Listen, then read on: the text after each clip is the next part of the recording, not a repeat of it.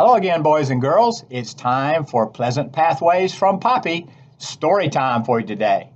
I believe lots of you are waiting till the end of the day after your studies are over to take a look at this storytelling time, maybe with your parents around the supper table. Great idea.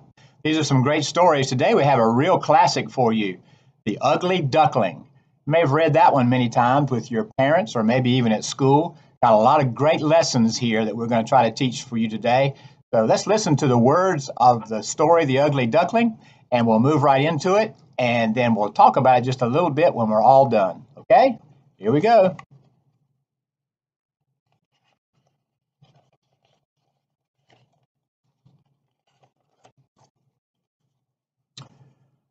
Okay, guys. Proud Mother Duck watched her beautiful babies hatch. One by one, they cracked through the eggshells. Peep, peep, they cried. What a large world this is. So it seemed to them, after such a long time, in an eggshell. Only one egg remained, the largest. Mother Duck wondered if it would ever hatch. At last the egg cracked. Out toddled the largest, ugliest duckling Mother Duck had ever seen.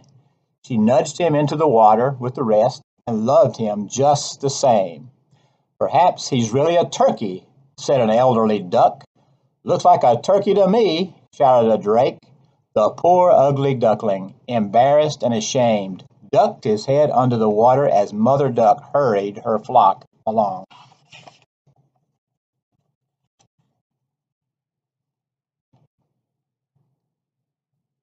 The next day, the proud Mother Duck showed the fledgling around the barnyard.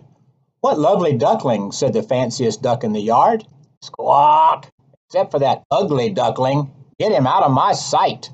The ugly duckling hung his head low. What should it matter what I look like? He asked his mother as she wrapped her wings around him in comfort.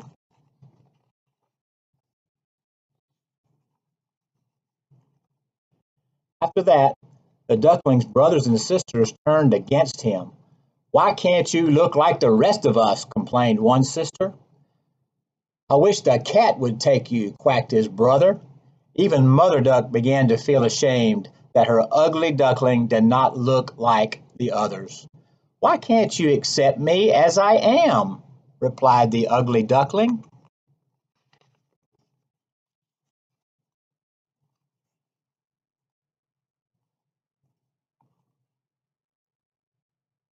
Life grew harder for the ugly duckling. The others pecked and teased him constantly until one day, feeding very much alone, feeling very much alone, he scrambled over the barnyard fence and landed in a flock of songbirds. Help! Cried the songbirds. A monster is after us. I may not look like you, said the ugly duckling, but I am no monster. I'm just different. But his explanation did not stop the songbirds from running away, and the ugly duckling was left alone again.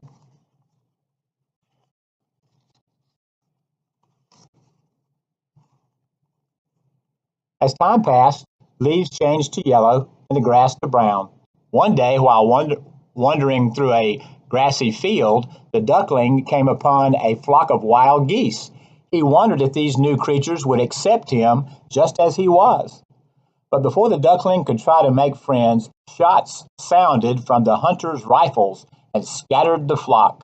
The ugly duckling hid alone in the tall weeds until it was safe for him to move on.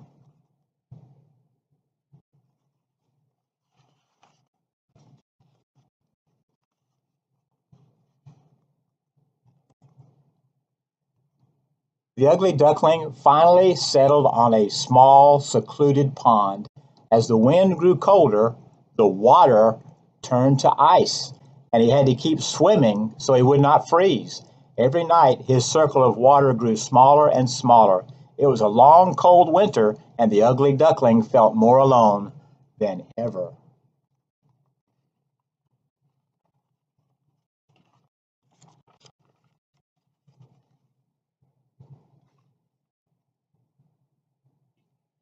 One night, as the ugly duckling waddled through the melting pond, he heard a cry. From the bushes in a nearby field rose a flight of the most beautiful birds he had ever seen.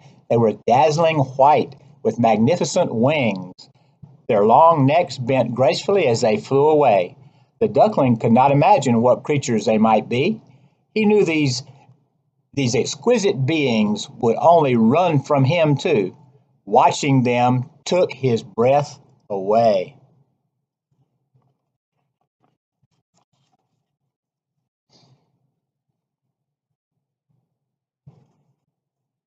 As spring arrived, the duckling noticed that the flowers were in bloom and the grass and leaves turned green again. He had also been growing and changing. The ugly duckling heard the robins singing and felt the warm sunshine on his body. He stretched his wings to feel the radiant day, and to his surprise was lifted into the air, floating on a high wind. He gracefully landed in a serene lake beside a beautiful orchard. Nearby swam Nearby swam three beautiful long-necked birds. He recognized them as the elegant creatures he had seen before.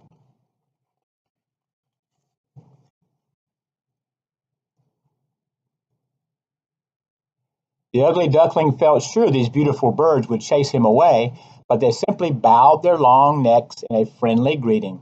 I shall bow too, he thought, and when he did, he saw with amazement that he looked just like the other birds.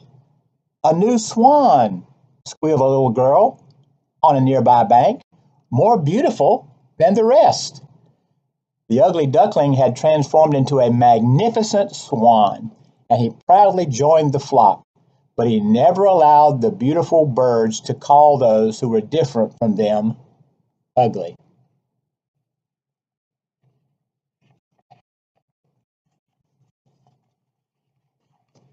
What a great story. And the lessons we learn from this story is, first of all, never be mean to others because they're different. You know, sometimes we talk about bullies who are out there who pick on people because they look different, sound different, act different, maybe even learn different. That's not the way to be. The ugly duckling was patient through his early life and then grew into a beautiful swan, and he was even more beautiful than the rest of them. Sometimes we might be late bloomers. We start early and might not be so smart or so beautiful or so athletic or so talented. Later in life, we bloom and we become what God had planned for us to be all along. You can't judge a person by outward appearance just because how they look outside. You can't see their heart sometimes, but you have to understand that there are things that are about people that maybe we can't see, that we need to get to know them better. That way we can understand that there's something beautiful in all of us. Words can really hurt, can't they? We know that. Words hurt all the time. They pierce right into our hearts.